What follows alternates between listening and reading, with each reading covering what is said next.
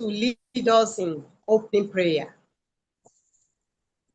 Okay, good evening, everyone. Thank you. Thank you.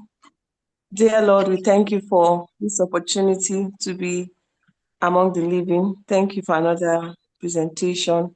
I pray we benefit from this presentation in Jesus' name. Amen.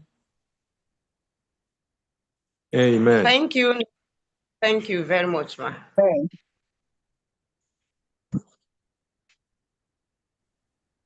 I would like to recognize everyone on this call. Permit me to recognize some of our senior colleagues on this call. We have Dr. Felicia Williams. You're welcome, ma. Thanks for joining the call, ma. We have Thank you. Pharmacist Momo Ifeoma. We appreciate you, ma. I want also our CPAN chairman, Dr. Maureen Nwafo. We appreciate you, ma. I may not be able to mention everyone on the call. Let me just say we appreciate all of you. So going back to tonight's program, although we routinely talk about drug-drug interaction, drug-drug interaction, drug-food interaction, even drug-disease interaction. However, drug-nutrient interaction doesn't really receive the attention it's needed. The effects of a drug-nutrient interaction can change how well a treatment works, can contribute to nutrient deficiencies. It may also lead to avoidable side effects. So tonight, our goal is to ensure we understand the mechanism behind these interactions, and also to discuss the steps or what the clinicians should know to better identify and manage these interactions in a daily practice. In our midst tonight, we have dietitian Bankole Oluwatobi Festus. He is a registered dietitian nutritionist from Nigeria, currently serving as a clinical dietitian at the Federal University of Technology, Akure Teaching Hospital. He is a founder and director of Nutrition Therapy Consults, Akure in Ondo State, a psychosocial support first aider, a computer analyst, and actively engaged in community nutrition outreach, radio and television health programs. He is going to do justice. We believe he's going to do justice to the topic, drug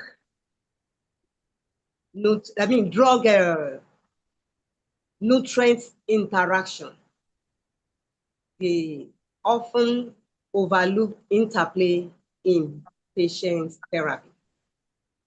Dietitian Oluwatobi Festus Bankole, you have the floor, sir.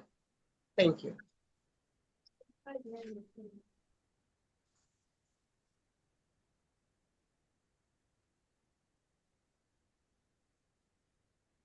Good evening, SARS and MAS. First and foremost, I would like to appreciate God Almighty, who has given us the grace and the privilege to gather together tonight and to learn from one another. We are going to learn from one another, and my own perspective, our own perspective as a dietitian is what I'll be sharing with us tonight. And on the topic, drug-nutrient interactions, the often overlooked interplay in patient therapy. And let's move. On this, I want to put something, I want to set up this thing well. I hope we are seeing my screen over there. I hope we are seeing my screen over there. Yes, we can see your screen. Okay. Okay, sorry. Okay, there's an overlay on. Okay, introduction. Most patients, take drugs and almost none understand how food, affect those drugs or vice versa. And medication doesn't work in a vacuum. Food is the first medicine when it clashes with pharmacotherapy, that is the therapy now suffers in silence. And let's move. Where is my, okay. It suffers in silence. So why is it often overlooked? Let's look at that. Why is it always overlooked? Despite its importance, this interplay is commonly neglected in clinical practice because, one, health practitioners may focus more on drug and drug interactions. And nutrition is often, treated as secondary to pharmacotherapy. And many patients are not, routinely screened for nutritional status before or during treatment. And the fourth point is this, that the busy clinical workflow make it easy, to mix subtitle nutrition related effect of drugs. Some of these drugs that they are known our patient takes or the doctor recommends for them. And public awareness is also very low. And patients really, disclose supplement use. Many of them, when we begins to interview them, like clacking, asking them some questions and all that, we as dietitians, we used to pay more time with them, like asking them a lot of questions to find out what they have taken so far, they have eaten and all that. And some of them, they may just now be telling you, oh, I used to take concussion. I used to take this. I used to take that. And at the long run, that was the time I was part of the team that, managed a patient on hypoglycemic emergency. It was reported to the emergency and it was referred to us. And we attend to the patient. Later, when we now asking the patient what has he eaten and all that brought about this issue, he was now confessing, oh, I'm very sorry. I took a lot of, she took a lot of bitter leaf. That is the juice. He took it, and the drinks that he took, that is the juice that he took from that bitter leaf, just drastically drag his blood sugar down unknowingly to him, and he could not. He was like unconscious. People will start rushing to know what's really happening to him and all that. And he said he met himself in the hospital. So many times, some of these patients, they may not really say what they have used before they come to the hospital.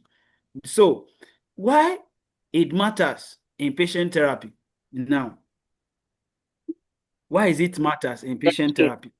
Ignoring drug-nutrient interaction can lead to so many issues. But just mention of few. One, it will reduce drug effectiveness. That's number one. Number two, it will also increase toxicity or adverse effect of the drug that they are taking. Also worsen nutritional deficiency as well. And also, it can also lead to poor recovery outcomes, and unnecessary adjustment to drug dosage. And why drug interaction matters now in this issue. So I will break the little that I've just said. I will break it down a bit for for us to understand this. Just a few out of what I want to tell us, that is the example of some of the things that do happen. One, as I've said the other time, it reduces drug effectiveness. Patients with tetracycline, and he or she does not know that he doesn't need to take milk with it. It will reduce, the absorption of calcium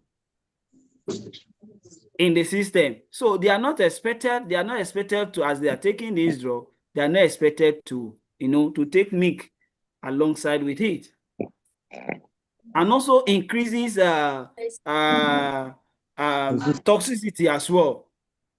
Warfarin is one of the drug, that is always first line drug that is always used.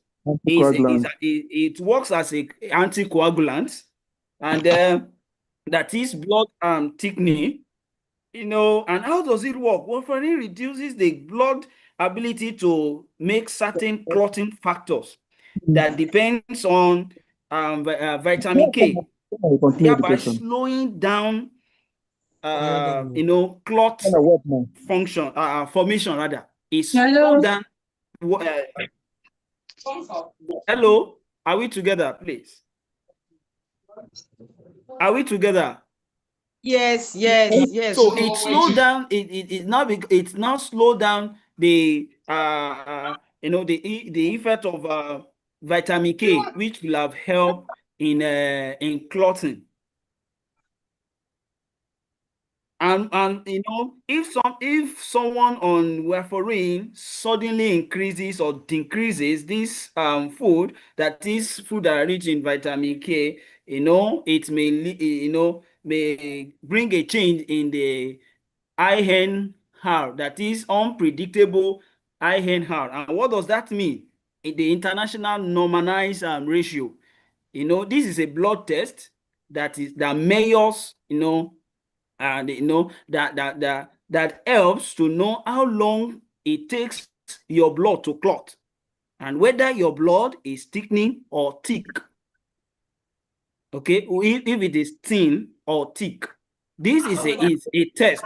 Is a test being done to really know if your blood has, if it can be thickening or thin in nature. So that will determine how much dosage of warfarin that is needed to be given. And when a patient is on this kind of drug, there is a need to check, time to time for vitamin K level in the body of that kind of patient. There is a need to always check, because this is also very, very important, because dosage varies from patient to patient. So it depends on the level of the of vitamin K in the blood of that individual. So let us move on.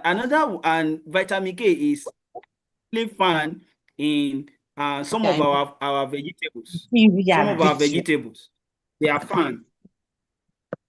found there, such as ugu leaf, such as our spinach, water leaf, and many others of our vegetables. They are rich source of vitamin K. So, and another and the reason why nutrient interaction matters in managing our patient is that sometimes it may worsen nutritional status. It may worsen nutritional status of our patient, most especially patient with metformin. And we all know that metformin is one of the fourth line medication given to patients with type 2 diabetes.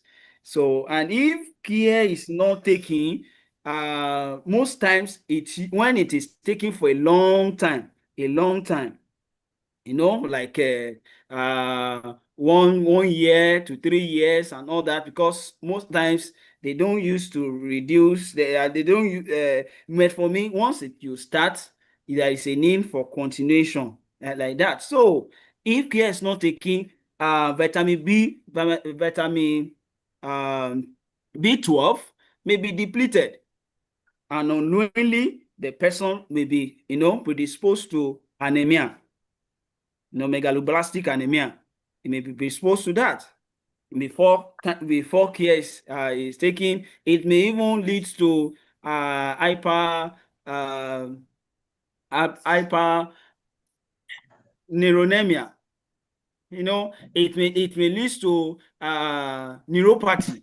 There are so many health challenges that may start, comes up if care is not taken. And this interfere with the absorption of vitamin B12. So that is, and vitamin B12, it is absorbed in the small intestine, and there is a need. If one is on metformin, there is always a need to always check within 1 to 1 year.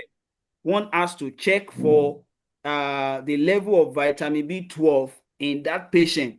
If care is not taken, the vitamin B12 may be depleted, and that patient may begins to bring out a lot of symptoms. A lot of things may started happening with that. And don't let us forget that it also, calcium also, it is dependent absorption of this vitamin B12 as well, because the intrinsic factors, complex in the helium. And helium, is one of the part of the stomach. We have 3 compartments of stomach in humans, so it is one of it. So and it can also even lead to gastrointestinal motility, which may alter the gut health of that patient. So there is a need, if a person is taking that, there is a need to always check, because it used to interact with the intrinsic factors receptor. So, and over time, this may lead to lower serum level, that is vitamin B level. It may come down on that individual. As I've said earlier, that metformin is usually not stopped unless deficiency is severe and persistent. So we need to also know this as well.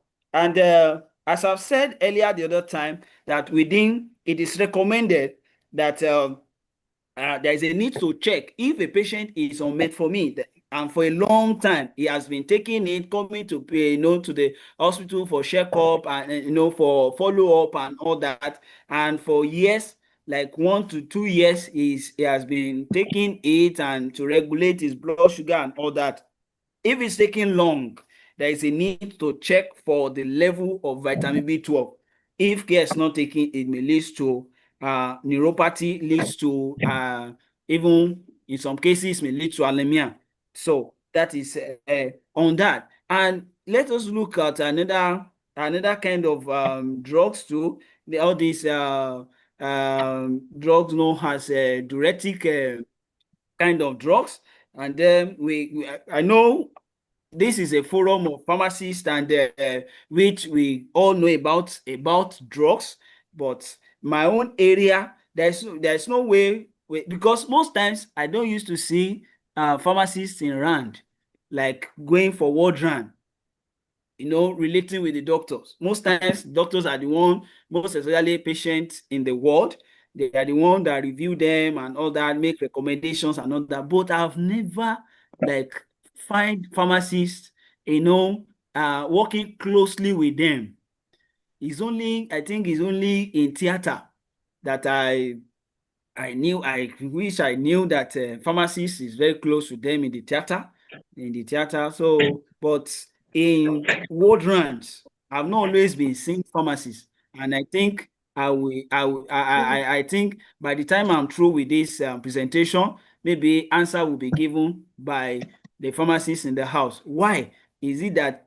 Why do we don't always see pharmacists, in the ward, like going, working as a team together to review cases of patients? Doctors, we know they are the ones to recommend, make calculations, and make prescription of drugs. But to my best of knowledge, I also know that pharmacists are there to also checkmate. It should not be too much and all that. I've experienced such when a patient, when there is just a mistakes between the doctor and the pharmacist. The doctor make recommendation of one dose for me of a particular drug, and pharmacist thought that the handwriting is like indicating 2 doses, and I went away to use the drug. Like I took 2 of it, and I don't know that it will make me start, my muscle begins to weak within 30 minutes to 1 hour. I did not get myself again. And thank God I'm in a place where I can still relax. And I was at work, working, but patients were not really coming at that time, and I just have to sleep. I slept for at least 1 hour, 30 minutes before I get myself back. I later went to the doctor. Doctor, this is what I saw, because it's still within the working hour. This is this and he said, I recommend just one for you, but it is 2 that was given to you. And I'm sorry for that. Maybe I say that error, like I was like, is this how, I could have used more than this if I continue using it, because I was to treat a particular health issue that has to go for like 7 days. So all these need to be, I need explanation about that, if probably maybe when I'm through. So please, that's on that. So another kind of this used to also diuretic, is a kind of there are a lot of them that is always being given to hypertensive patient, and most times when it is too much and potassium is not being checked, most times the potassium level may be low, and we know that potassium is one of the key nutrients that helps to regulate the blood pressure. And before we know it, this may lead to a loss and start causing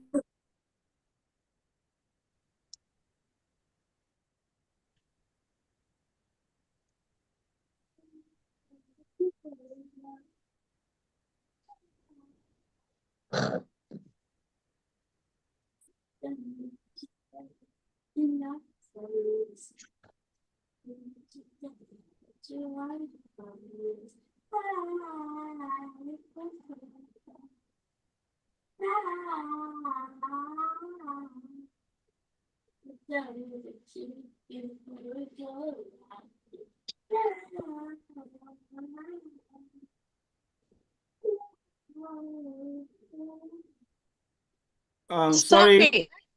Okay. It's like it's network that. So sorry.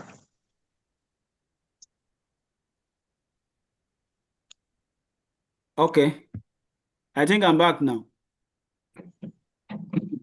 Yes, we can hear you. So, this particular, okay, yes, this particular kind of drug as well in this category is also called, that is isoniazid. This particular one too, it's well, I know it to be an antibiotics medication which is primarily used, in treating and preventing of tuberculosis. And when a patient is taking this, and tuberculosis, we know, is also associated with patients with HIV and AIDS as well. And if a patient is on this a long time, it also can deplete. It can cause depletion in vitamin B6, which is pyridoxine. It can also lead to that. So, and this particular drug, also that it contains antimicrobacterial agents, and most times it's also a drug that is also used, in fourth line drug for treatment of tuberculosis. And so there is a need to prevent, the damage to nerves. There is a need to prevent that. So there is a need to work on vitamin B6, in order to prevent complications, like because if care is not taken and the patient is taking the drug often, time to time, like that, it may lead to GI upset, that is gastrointestinal upset. It can lead to that, and also it can also lead to peripheral neuropathy. So there is a need to checkmate that. So, types of drug interaction now. Well, yeah, I will just I will just cite examples, and I'll give us what that this is a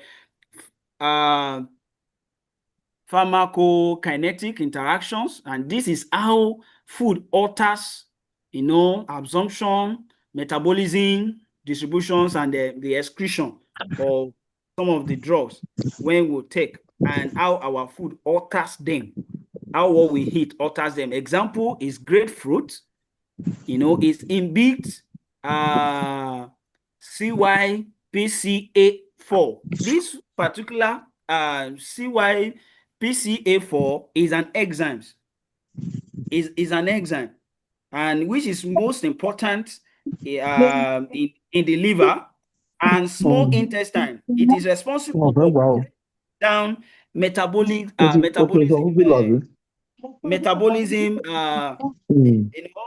It helps in breaking down, and that is to metabolize drugs that is taken. And this is, it stands for cytochrome. Okay, the cytochrome, and that is cytochrome 453A4. 453A4, and it helps, in metabolizing, up to 50 to 60% of all medications used in clinical practice. This particular enzyme is to control how quickly drugs are removed from the body. That is what it does. And if it is not taken, it can lead to cardiovascular health issues, like these drugs.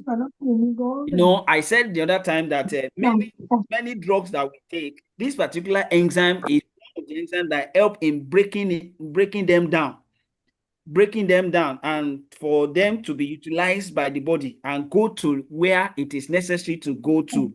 And the enzyme, it is located in the liver. the small intestine. So that is dog. And when patient is on cardiovascular drugs, such as aminodipine, such as nifedipine, such as felodipine, so all these drugs, they interact with this particular food. If a person is taking this kind, this kind of medications, and the person is taking, or grapefruit juice, or even grapefruit, or food that contains grapefruit, in one way or the other, there will be an interaction with the drug that he or she is. And we know that aminodipine is one of the frontline kind of drug as well, used in that is always been recommended for hypertensive patients. So most especially the pre-hypertensive patient. So all this has a way to do with our diet. That is what the patients are taking. Also, there's some drugs too, like immunosuppressants as well. With, taking drugs under immunosuppressant. Also, when Abiodun, please mute yourself, please. When you are taking food that contains grapefruit juice or grapefruit, it also interacts with this as well. It interacts with this. And also, patient who is taking sleeping medication, that is sleep medication as well. So it also interacts with this drug, with this nutrient or food as well. And some certain antiretroviral drugs as well, as I've said earlier. So these particular enzymes also disturbing, be muted, please. So there is a need to to checkmate that. And grapefruit or grape fruit juice have a strong inhibitor effect on CYP3A4, and what makes that happen is because of one of the phytochemical that is found in grapefruit. One is grapefruit contains compound called faranocomarins. Okay, faranocomarins. That is the compound found in grapefruit that inhibits this enzyme that hold his hand down, because these particular enzymes help in absorption, in metabolism, in breaking down of the drugs, being taken, and get it absorbed, and the body absorbed it, and it goes to near where it's supposed to go to. So this is one phytochemical that used to is a compound that block or inhabit and CYP 3A4 in the intestine. So that is on that. And again, high fatty means increases absorption of lipophilic drugs as well. This let's move because of my time. Another one is pharmacodynamic interaction, that is food enhancing or opposing drugs actions. Food enhancing or opposing drug actions. So example of this, we have caffeine and the stimulants. And when we talk of stimulants, we'll be talking of nicotine, and then we're talking of cocaine, and some energy drinks. We know that some of it, they contain mild stimulant effect as well. It is inside. And when a patient is taking caffeine and also still on a stimulant drugs, there will be overstimulation. There will be overstimulation. And also example, I know that Shaban drug known as please just hold on. Let me make this announcement. I think there is need for everyone on this call to mute him or herself, please. There is too much noise. Thank you. All right. Alcohol as well is one of the things some people used to take. They take beer, they take good batch. A lot of people take a lot of alcoholic this is so a person who is taking alcohol and as we're taking antihistamines, it will increase sedition. That is it. And that is higher, higher than normal level of drowsiness, sleeplessness, and also reduce alertness. That is why when you see an alcohol addict who takes alcohol very much, too much, you see them misbehaving irrational. So we see them misbehaving irrational. And if it's a person who can still be conscious and know what he or she is doing, and in one way or the other, probably is treating one health condition or the other, there may be problem. So that is on that. Also, nutrient depleting interaction as well. That is drug that drain nutrients over time. There are some drugs too that drain nutrients over time. And then a example of this is the IPPIS,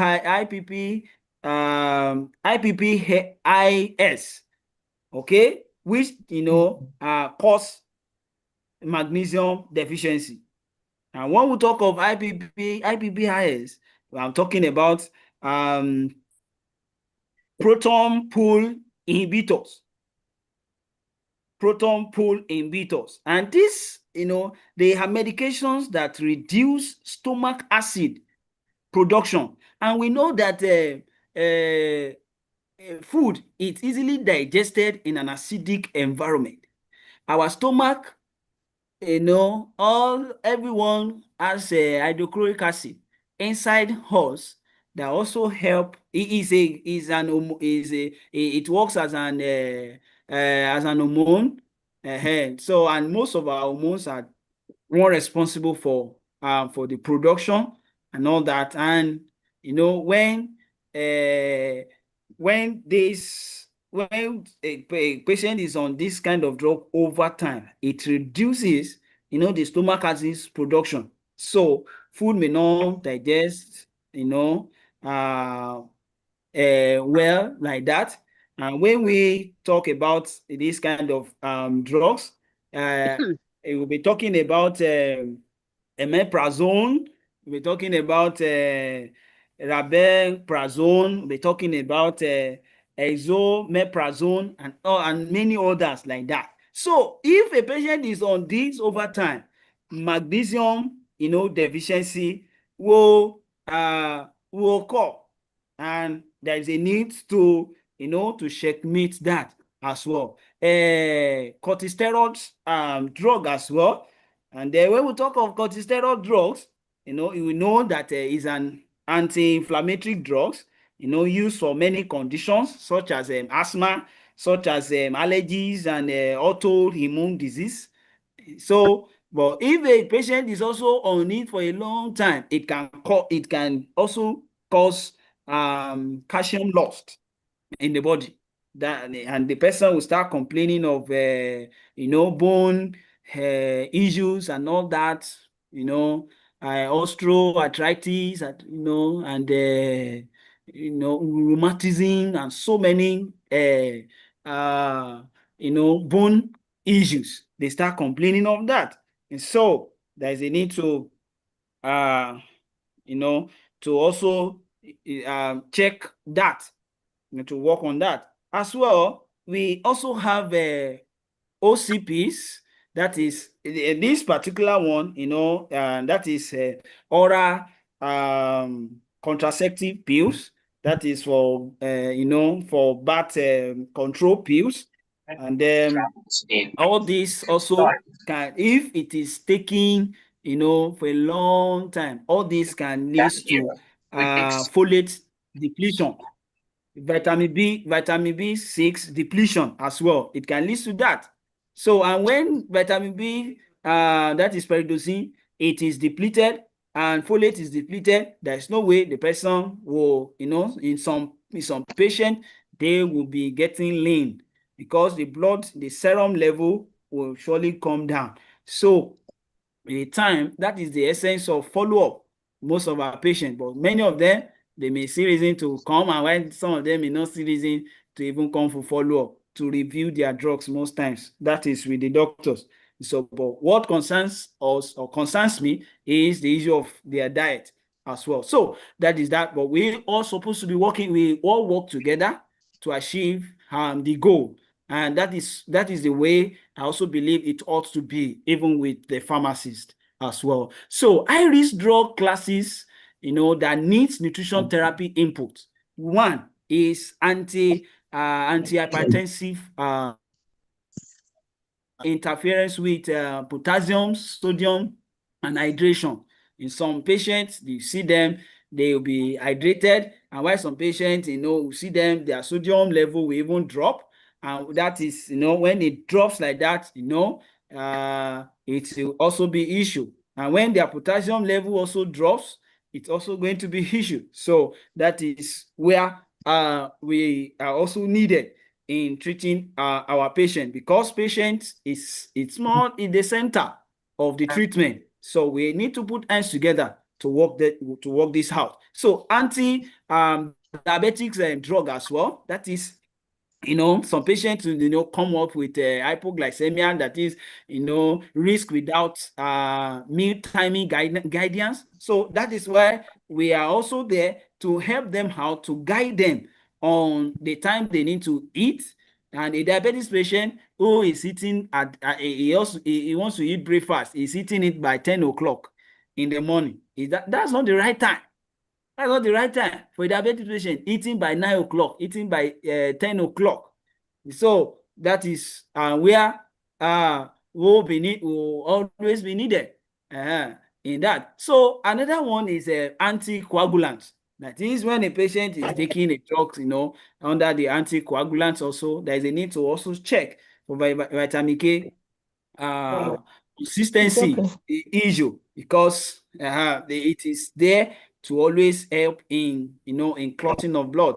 And when there is depletion and it's not in the right order, there will be problem. And antibiotics as well. If a patient is taking antibiotics most especially for a long time, there'll be depletion in the probiotics and prebiotics. So there is a need for restoration of probiotic and prebiotics. And there are some diets that contain probiotics food. There are some diets, naturally, during processing, the probiotic effect will come up, and it can be helped to fix that area as well. So convulsants as well. It's also another kind of, when patient is on this, there is a need to work on the folate and vitamin D also, because there may be depletion as well in this key nutrient of food as well. And then patient with, under that is cancer, the patient on chemotherapy drugs as well. Several nutrients depletion may come up, may occur, and which may lead to malabsorption and all that. So nutrition therapy intervention now. So now, when we talk of patients with metformin and all that, managing hypertension, managing diabetes and all that, there is a need for meal plan, meal medication timing plan. There is a need to work the two together, so that because metformin, when they are on it, there's a good, there's a way their diet need to be fine-tuned, so that it can help the drugs that they are taking, so that it may may reduce the side effects of that drugs, and again don't give room for prevention, to prevent depletion or deficiencies of the nutrient. So that is that. And again, let me begin to round now because of my time. Iron supplement as well. When a patient is on iron supplement, he has to stay away from tea, milk, and coffee. When a patient is on iron supplement, if he's on on supplement, he has to stay away from it because there are some anti-nutritive factors that are present in tea, milk, coffee, because they can interact with that.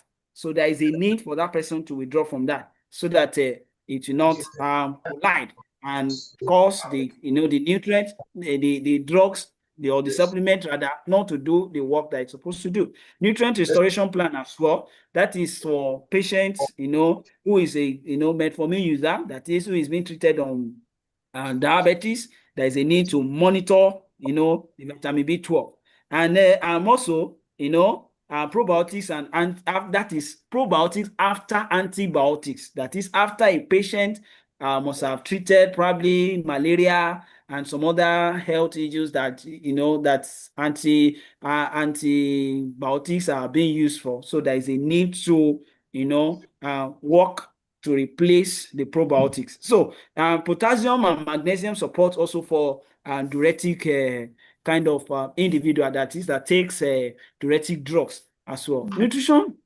diet personalization also for high risk drugs, such as patient with a plan of consistency plan of warfarin and antiretroviral nutrient support as well. Yes, because if a patient is on antiretroviral drugs, there is a need for diet plan that can help to support the nutrient needed to manage that issue. Also, oncology nutrition to reduce toxicity as well. And again, patient education is also very important. There is a need to talk to them. And if you refer to, doctors and other health practitioners, most times their work are always very much that there's no time for counseling. Most times there's not always time for counseling. But if they are referred to dietitian, we always try to keep time and also help our patient, to educate them. Well, our education will be very simple and memorable, and also behavior-based nutrition tips also be given to them to prevent errors and complications. So now we want to look at this case scenario. D is representing the patient. I've been taking my drugs correctly, but still not improving. That is the patient talking now. But not improving. And which kind of drug that is taking? Taking nifodipine, and the interaction now is and with high diet reducing. So many others have planted this phrase, you always hear it What will overhauling our situation lead to? Will that include suggestions in some portions that amnesty should be important? Can't record that person. That's the difficult question. Hello. Please, Actually, be very successful. please let us comply, please. And that's going to be a problem. That is why everyone to mute themselves, please. It's about 70. So, but in dealing with Please let the co-host mute that person. I think there should be someone who can mute everyone. The co-host, the presenter, and the roomer to Ibrahim. They can mute anybody that is making noise here. Please. From my side. Thank you. Thank you. Is network from my hand. We can hear you. That we can hear you. I'm back. Yes, you're welcome. Oh, all right. Yes, ma'am.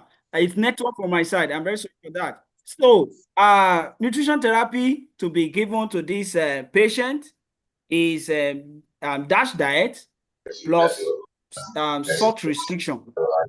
So, with this patient who is taking this kind of drugs, and he has said, I'll be taking my drugs, but there's no improvement. So, there's a need to, to recommend DASH diet and salt restriction. And that diet means dietary approach to stop hypertension.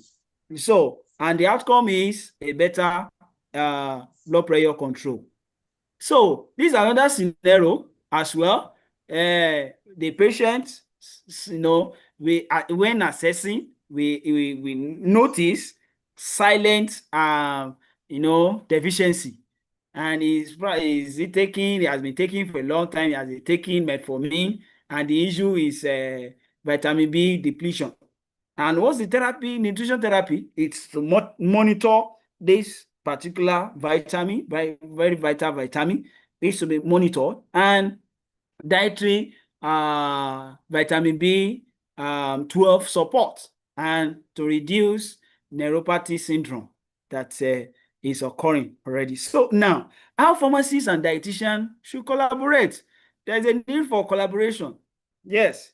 And what do? We have to share patient reviews together, and then nutrient drugs interaction alert. If we notice, or probably in the rant, and we notice that there is a drug interaction that is occurring on a patient, we also raise alert.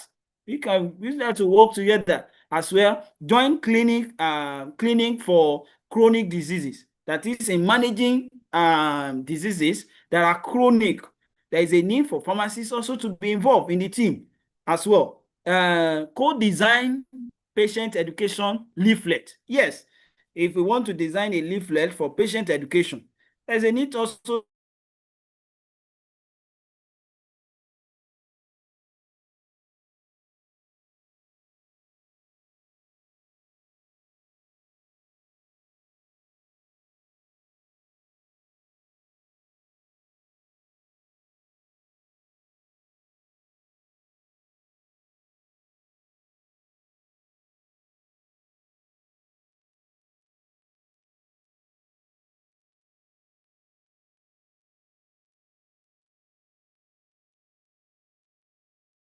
I think there is a network issue with dietitian Bankole.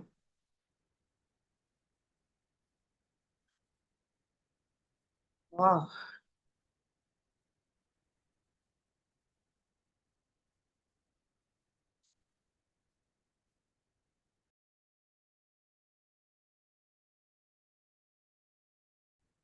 okay. Is this same service that logged me out?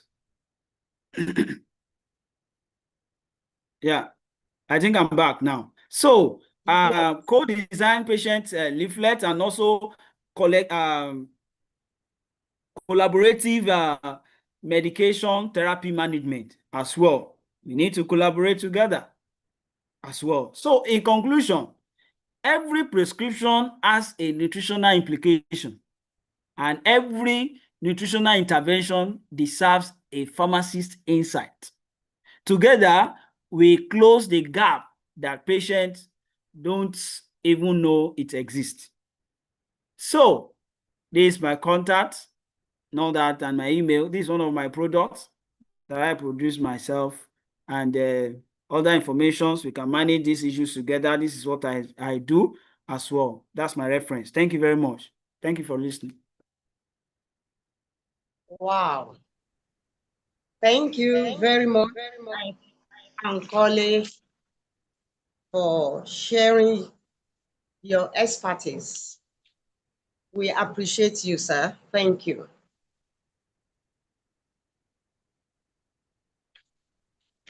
So You're welcome. before I call on ASIPAM chairperson, Dr. Maureen Nwafo, I would like to quickly just summarize, because going through everything, I think it will take more time, but there are some things that we just have to take as our take home. Drug nutrient interaction can affect nearly every step of a drug journey in the body. He has said it by mentioning pharmacokinetic, which involves the absorption, the distribution, metabolism, and elimination. He was able to also inform us that some nutrients can reduce or enhance medication absorption. Some nutrient level can also drop after long-term use of some medications, like there is a vitamin B12 level depletion with a prolonged use of a metformin, for instance. Then severe malnutrition also can affect how patients respond to medications. He also mentioned that it's very, very important that clear communication among health care professionals and patients or caregiver education, very, very crucial for prevention of drug nutrients interaction. I believe some of us will have more to add or ask questions, but I would like to call on our CPAM president to give her remarks. Thank you.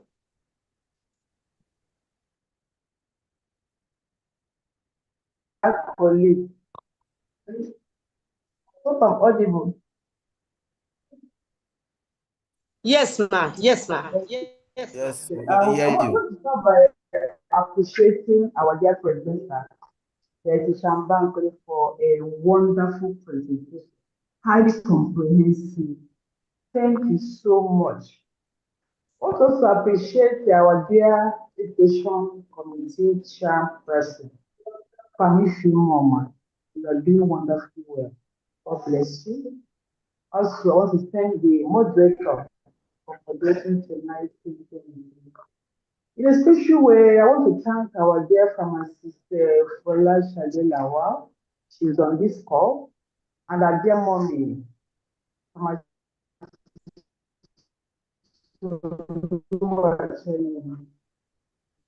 Tonight's topic is very, very important for us pharmacists in many terms of our practice, both in the community and the hospital. Like I'm an anti-coagulation expert, so vegetables or food with high vitamin K content is a very big concern for us. So many patients are anti-coagulation. So we always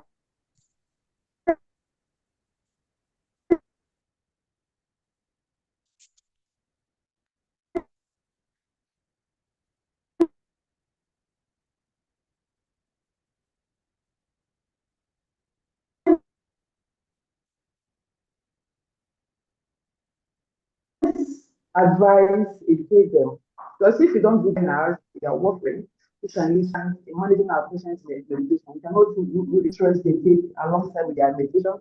Some can potentiate the effect of the drug, some can do what inhibit. So it's a very good one for us tonight. We've learned a lot. Kudos to nutrition support pharmacists of Nigeria. Thank you so much. Thank you, ma. We appreciate you, ma.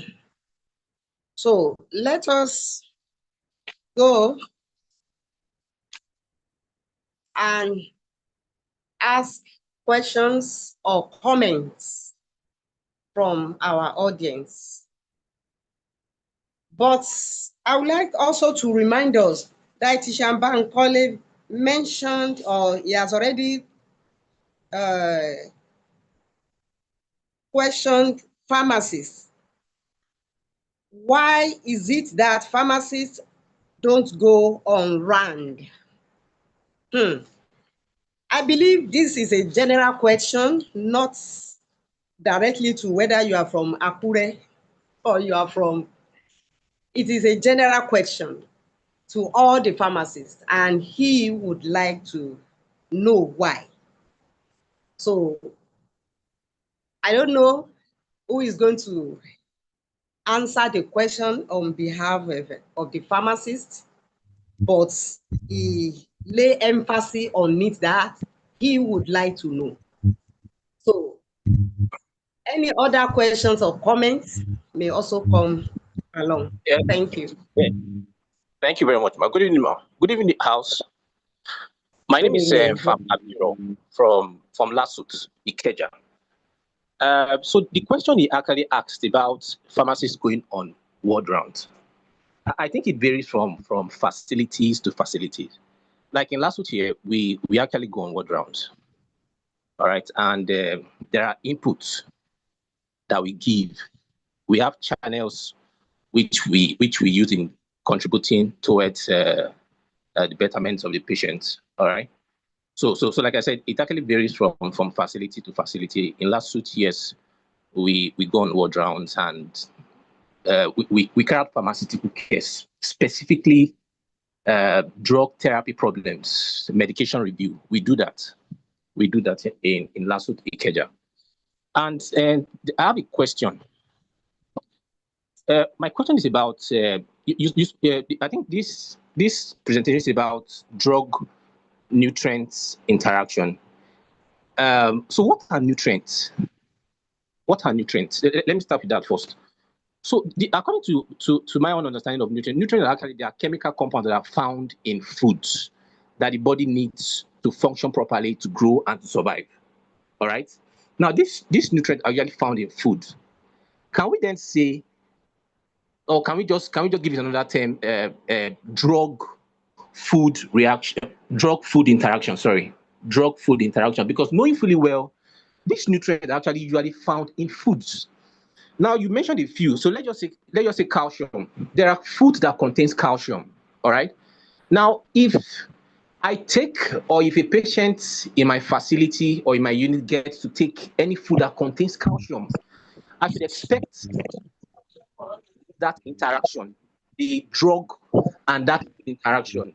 Because I just feel it more like we're duplicating drug food interaction. Do you understand? Hello? We can hear you. We can hear you, sir. So that's one question. And I'm with you. Yeah, and another thing is, there are sources of nutrients. All right, it could be we have the naturally occurring nutrients, then we have the synthetic, the one that we synthesize in the lab, in the laboratories. All right, because nutrients, let's just say calcium, let's just say the vitamins, let's just say the ADEC and B and C, they all have their structures. Now they can be synthesized in the labs, in the laboratories, right? So we also have them occurring naturally. Can we then say, when we take the synthetic form, would it elicit the same interaction when we take with food and the naturally occurring one? I don't know if you get the question. Let me simplify this. Let's just take any food that contains let's say vitamin C. I may have had to ask that question. Let's just say food containing vitamin C, and we all know the interaction between the artemisinin and vitamin C. We all know. Can we say when you take naturally occurring vitamin C with artemisinin, would there be an interaction? And there should be now. I don't know if the house gets understand my question. I get your question. Yes. All right, that's so I'm waiting. I'm waiting for your response. And Right. but like I said, it varies from facility to facility. Come to Lasut, we are top notch. We actually go on ward rounds. It's from the top echelons of the hospitals. They are very much in they are very much aware. They look forward to our inputs as pharmacists. All right. Thank you very much. Okay. Thank you. So, dietitian Bankole, do you want to collect all the questions, or you want to start attending to the question? Let me attend to it quickly. Let me attend to it quickly so that I will not miss them up. So nutrient. Yes. Nutrient is as you have said, is a chemical. They are chemical substance in food, that the body needs, for production of energy, build and repair worn out tissues. Also, support growth and development, regulate body processes. So all these are what it defines nutrient or food. So now, synthetic drugs, synthetic nutrients, put together, and natural occurring nutrient. If the chain is not spoiled during the synthesis, that is the creation of that synthetic nutrient, it will also interact as well. It also interacts. And if it is natural occurring as well, natural, which we refer to them as phytochemicals that are found in our food, in our diet, in our fruits, in our pawpaw, in our orange, in all of these our food that we eat. Okay, natural occurring nutrients to also affect what we're taking as drug as well.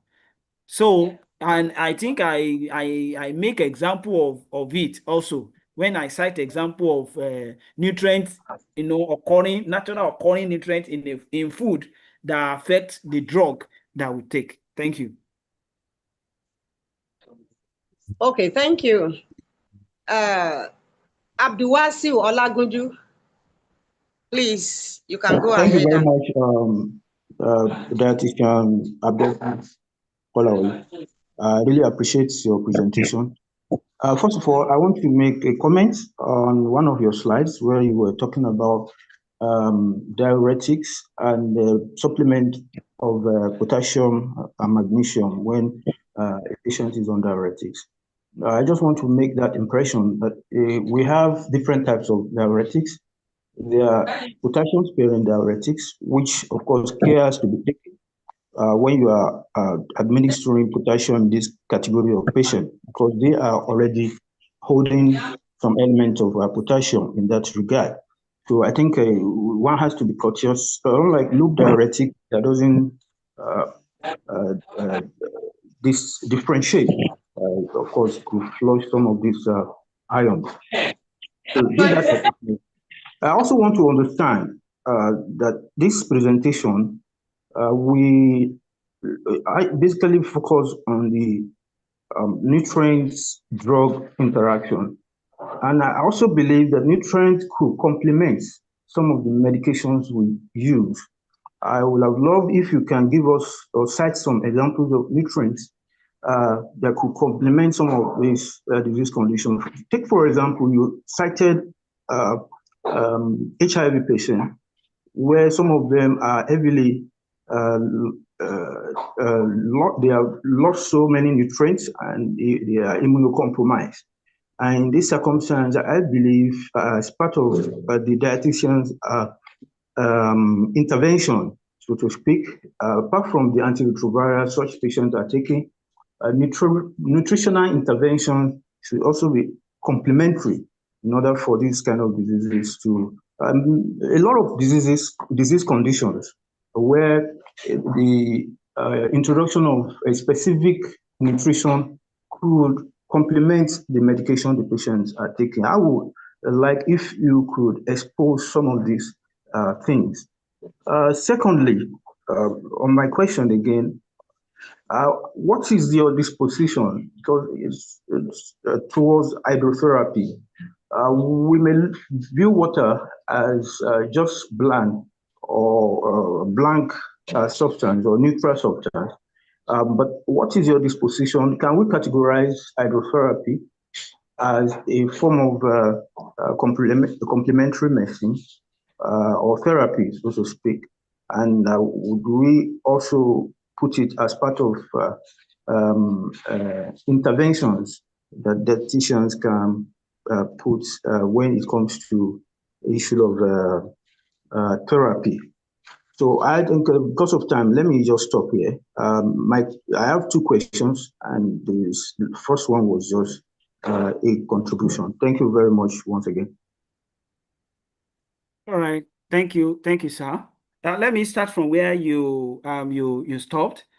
Hydrotherapy, is a form of treatment that is used, that is the use of water in different forms, in terms of temperature, and it's also applicable to pain relief also, which helps, promoting healing, and it's also help to, improve overall health. All right. So that is using water in terms of healing. Yes, there's some certain health condition that water therapy is always being added to the health issues.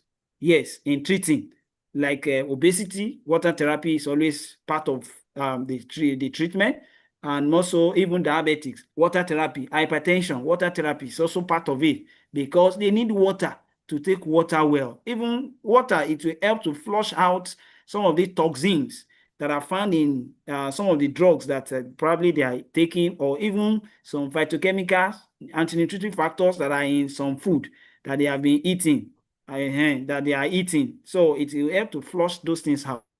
So hydrotherapy too is also part of the things that can be, that can be embraced. And we have different forms of it.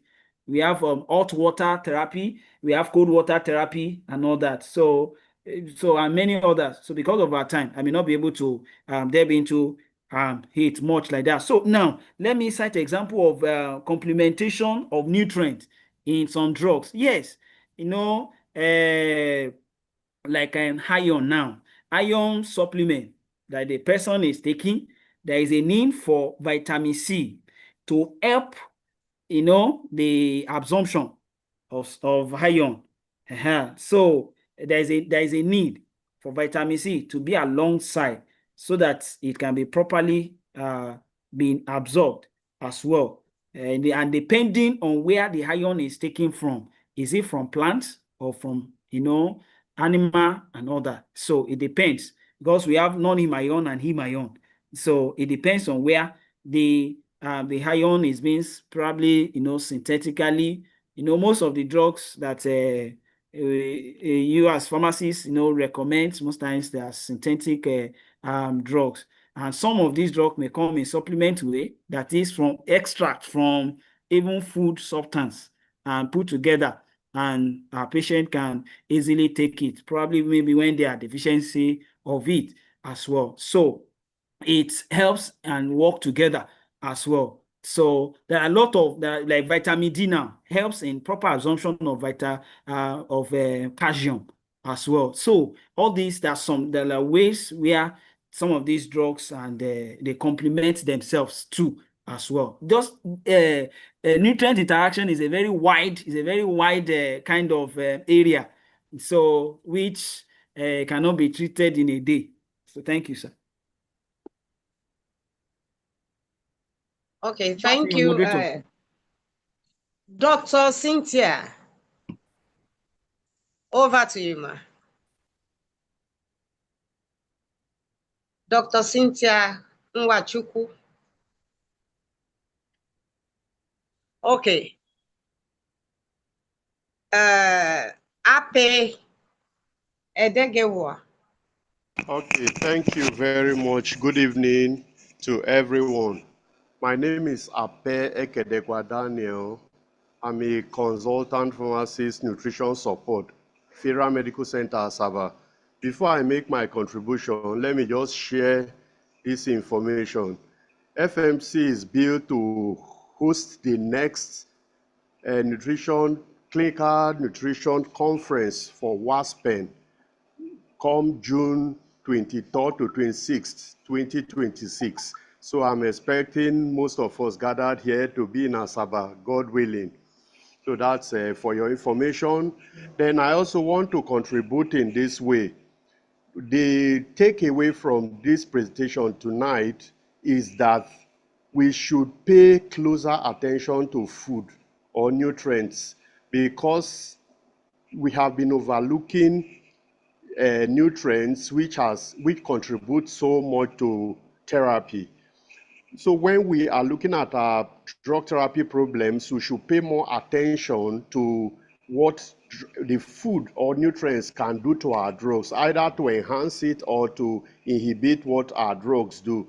So that's my contribution. Then again, I also want to draw attention to the fact that nutrients, the line between nutrients and medicine is very blurry. There are some moieties that you can consider as nutrients at certain level, and you begin to consider them as drugs at certain level. So if you want nutrients, the difference between nutrient and drugs, when you get to certain level, especially at the molecular level, it becomes very, they are interwoven. So that is why they can affect one another. So I want to also encourage us. The call this night is also for collaboration. At the hospital level, we should be looking forward towards a multidisciplinary nutrition support team that will actually enhance the outcome for patients. At the hospital level, a lot has been happening. The rivalry in the hospitals, especially in government hospitals, is much, and it is doing more harm to the patient than good. So we should be able to look beyond our professions and begin to see how we can look for avenues where we collaborate. Collaboration is the key. If every profession is represented on the team, on the multidisciplinary nutrition support team, I think we'll achieve more. So that is what I just want to chip in this night. So thank you very much once more for this wonderful presentation and an eye-opener. Thank you, moderator, and thank you, everyone else. Thank you very much, sir. Jacol, the next person. Jacol. Okay, thank you very much. I'm here. Okay. I'm here. Yes, thank you very much. And I also want to thank Tishan Bankole for such a wonderful presentation. I really appreciate that. It has really been insightful for me. Then my question would be for drug nutrient interaction, right? Like he mentioned with example of anti-malaria and vitamin C. Do you think abstinence is the best, like abstaining entirely till maybe after the 3 days of the malaria treatment before you go over to taking vitamin C? Or do you think spacing with timing would also work? Like maybe if you take and also have to take vitamin C, it wouldn't affect it. That's my question. Then secondly, I also have like a question to ask him directly. This is personal to me. I would want to know what is his advice for a nutrition dietetic student who is just, coming out there and they need this knowledge, but it's just not accessible due to the placement of internship. Getting it so hard is as though it's something so difficult to get placed. It's not like the NYSC where schools have to post you or NYSC body has to post you themselves. So I don't know if there is any possible way we can even push for schools or the body to particularly post graduates to hospitals where they can have these internships without having to go over the stress of after application they are not being taken, because I feel like that part of my life is being paused. Right now I had to go to another career path, which is human resources, and I'm doing very great there, but I still want to hold on to my nutrition and dietetics department, or should I say profession. But then I don't even know how to go about it, because last year the stress of getting placed was really too much on me, and still I wasn't placed. Thank you very much. I would really appreciate any help from here. Thank you. Thank you. Dietitian Bankole, over to you. Yes, ma'am. Well, let me start from where the first question as touching the issue of antibiotics after taking it before taking vitamin C or so, rich food. Yes, because vitamin C is one of is an antioxidant, and it helps to to strengthen. It also works as a scavenge. It also scavenge in the body, and it helps to release the free radicals away from the body system. So that I'm just telling you the mechanism of its work and all that. So, but when antibiotics is being taken, something is already inside that place that you want that antibiotics to work on and push out. So there is a need when you put in vitamin C again, you're like giving you want to give him more strength to keep working. And so there is no need to do that. Just finish that antibiotics first before you start taking vitamin C rich food, such as our fruits in different forms, either watermelon, orange, and all that. So all these need to, you have to finish that before you start doing that. Are you getting? So that is what I'll say about that. So the issue of internship, there are places where you can easily go, just that not all, we don't have much center now in Nigeria, but work is ongoing in making sure that there is enough center, okay, in in the profession. So please, work is ongoing. Just that you can communicate me. You can get if you lay your hands on the slide and all that. If you get my contact, to communicate me personally, so I can easily recommend where you can easily do this internship training from. Are you getting me? Just that not all are being, are paying. So that's just the constraint. But freelance can be done. Freelance can be done. And at the end of the day, you get your, you'll be licensed and you're fine. So that's it. So you can communicate me personally on that. So not to waste much time. Thank you. Thank you. Pharmacist Ifeoma Moma. Okay, thank you very much, Dietitian Bankole, for your presentation. And for me, I want to give you an assignment. So please, you send it letter to me so that I can send it to our various platforms. I'm the lady that has been communicating with you. So there is this slide where you talked about warfarin consistency plan, antiretroviral nutrient support, oncology nutrition to reduce toxicity. If you wouldn't mind, I would like you to, do further a bit of further work, make it more elaborate, as in give us specific examples, and then it's not something you can just, Please, I don't understand. Dietitian, the about food drug interaction. Who is speaking? Hello. So please do a bit more work on this, then send it over to me so that I can send it across our platforms. I think this it goes hand with, there was a person that asked that question. Talked about, I don't know, I can't remember the person's name. So there might be other ones, but at least I saw these ones on the slide and it was kind of looking vague. So want specific examples. I would very much appreciate if you can do that. And if you see more that you want to add, do that also. We appreciate it. Then I want to look at the charts. I have something here from Dr. Uchechi Cynthia. She seems to have been trying to speak, but she's not able to. And she wrote something here that is quite very enlightening. She said, nutrient-drug interaction is an age-long topic in the field of nutritional science. This happens to nutrients and not food at the level of absorption, transport, or even utilization. It's not a Nigerian thing, but it's worldwide. We also have nutrient-nutrient interaction in the field of nutritional science. So I think she's trying to explain that you know, where we talk about drug food or food drug interaction, but it is more accurately called drug nutrient or nutrient drug interaction, because the actual interaction happens at the nutrient level, not just at the food level.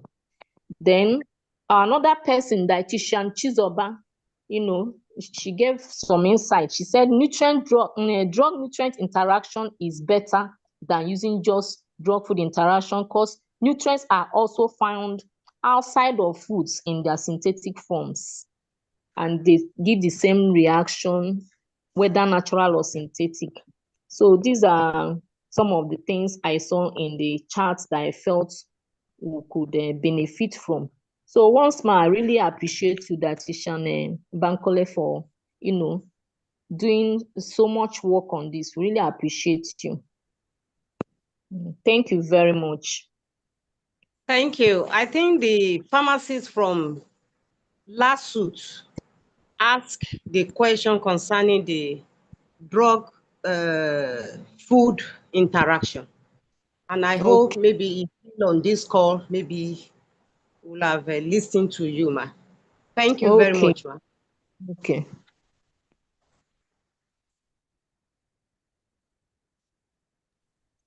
Dr. Bilikisu, I think there is one more hand for you. Dr. Yomi Ladele. Maybe we can just take and then we can stop. The time is fast spent. Yes.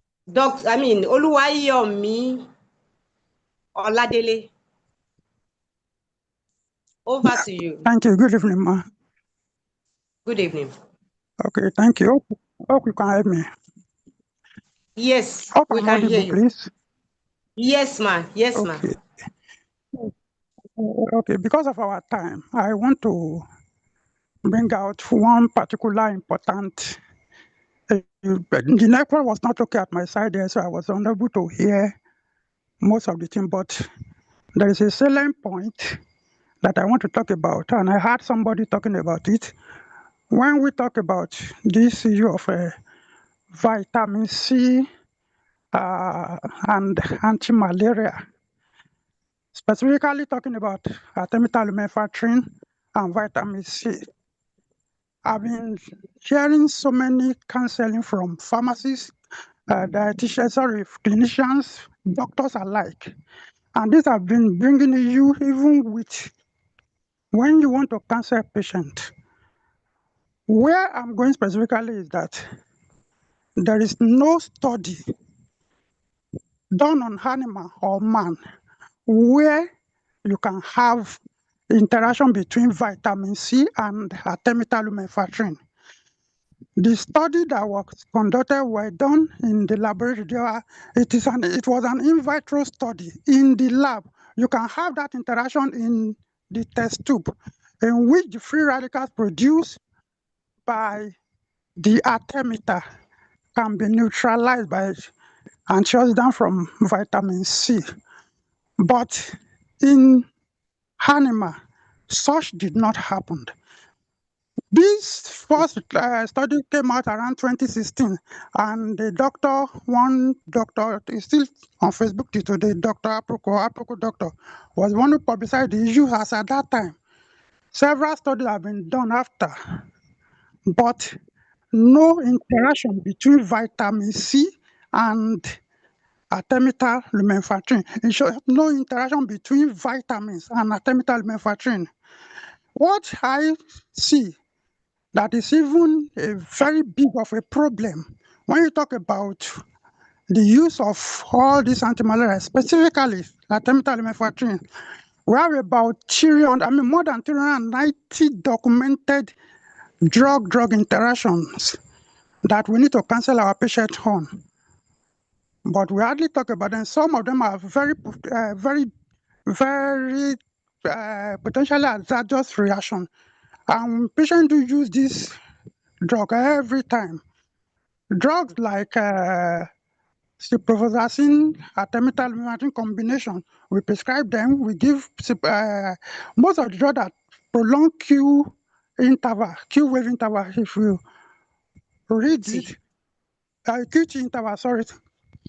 If most of these drugs are highlighted in MDES, and if you go to drug.com, you will also see them there. Many of them are having very serious reaction. Those are the area we should consider. But vitamin C or multivitamin, a particular study was conducted in which they co-administer vitamin C and artemether lumefantrine, vitamin C, artemether lumefantrine, and fruit juice. Vitamin C alone, artemether lumefantrine alone was tested on various subjects, animal subjects this time around. They found out that those groups that took artemether lumefantrine, vitamin C, and fruit juice performed better than the rest of the group. So artemether lumefantrine can be taken with multivitamin. They can be taken with vitamin C. I've done this thing several times on myself. I have malaria and I will take high dose vitamin C, 5 grams and above, with artemether lumefantrine, and they work better than when you take them alone. So that is that for that. The study tonight is so important that almost every pharmacy, every clinician, so to say, need to know about drug nutrient or drug food interaction. I've seen so many reactions from patients that are from what they are taking alongside with the drugs. So I've seen cases where patients I've seen cases where patients have been on statin, and this common problem that we call statin cardiomyopathy setting, the patient developed heart problem due to the fact that statin depleted the heart of an important enzyme, coenzyme Q10, and the patient suffered deficiency of that vitamin. So we have several cases like that. But if we have this knowledge, we can know where to come in for our patient and counsel them, and we can know where to tell them to abstain from some of these nutrients. But on the issue of artemether lumefantrine or our anti-malaria and vitamin, there's no documented studies that, or you cannot even find any official book or any guideline that will tell you that there is interaction between it. They were only laboratory work. They were work that are done in the lab, not study. Even meta-analysis study have confirmed that you can use them together. Thank you. Thank you very much, Ma, for that information. Let me check if we still have any. Oh, I think that's the last hand. So I would like to ask if there is still any other comments or question. So, Good evening. Can I? Hello? Sorry. Okay. Dr. Fola Shade Lawal, Ma. No, doctor. Just Fola Shade Lawal. Thank you, pharmacist. It's been a very interesting session, and I've learned a lot. And I want to appreciate all the contributions. I just want to lend a voice to artemether lumefantrine and vitamin C. I also took time to do some studies, and most of what I saw is that there is no, theoretically, yes, but that in practice, they've not been able to find an interaction. But one other important thing with artemether lumefantrine that I think we need to look at is the absorption in presence of fatty meals. And you know, when our patients are down, they usually find it difficult to eat food. So sometimes it might be nice to just tell them to take it with a glass of milk or something like that. Thank you. Thank you very much, Ma. We appreciate you. Thank you, Ma. I think the last person, Aloy Olewuezi. Please make it brief, please. Aloy Olewuezi. Hello, good evening. Good Can evening, you hear sir. me? Yes. Good evening, sir. Thank you, the moderator. Thank you for the... Yes, we can hear Okay, you. thank you, the moderator. Thank you, the presenter. It's a really an insightful lecture. Thank you so much. I appreciate it. So just briefly, like you said, I want to make a contribution to the proton pump inhibitors. You know, when you use proton pump inhibitors, it raises the pH of the GIT. And when that happens, it disrupts the gut microbiota, which is very important, as a matter of fact. There are many things that can happen. By the time you disrupt the gut microbiota, it can lead to destruction of the integrity barrier of the epithelial cells. Certain things can happen. You see leakages of either food substance or even inflammatory components leaking into the system. So we advise recently, especially when it's a prolonged treatment with PPI, that you give probiotics in order to balance the gut microbiota as to restore the gut integrity barrier. So once a patient is on PPI for a very long time, please, there's need for us to add probiotics, because by the time the pH is reduced, it encourages the growth of pathogens. It's documented, what I just told you now. So you need to add probiotics in order to checkmate the pathogens that will be encouraged by the use of the PPI. So thank you very much. Thank you, sir, for that beautiful contribution. Thank you. Thank you, please. I think we should try to round up this session. And I believe this session reminds us that medication and nutrition, or medication and nutrients, rather, are closely connected. Recognizing and addressing drug-nutrient interaction allow clinicians to improve therapeutic outcomes and deliver safer and more individualized care. So I think at this junction, we say thank you very much to our presenter, Dietitian Bankole, for sharing your expertise. We also thank everyone on this call, our elder colleagues, senior colleagues, everyone for being part of this discussion. I would like to call on Rumana to Ibrahim Abdulmalik.